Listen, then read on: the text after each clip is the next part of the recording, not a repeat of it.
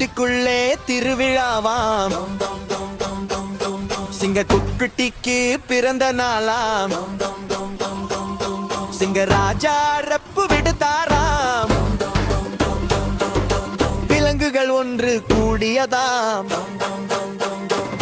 பரிசளிக்க புறப்பட்டதாம். சிங்க ராஜா எல்லோரையும் வரவேற்றாராம்.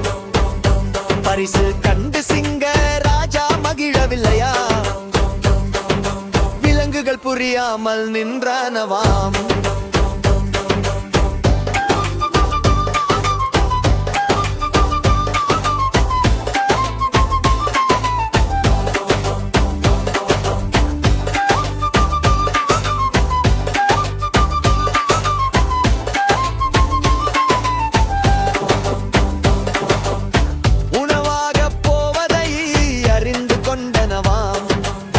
சிங்கத்தின் சூழ்ச்சியை தெரிந்து கொண்டனவாம்.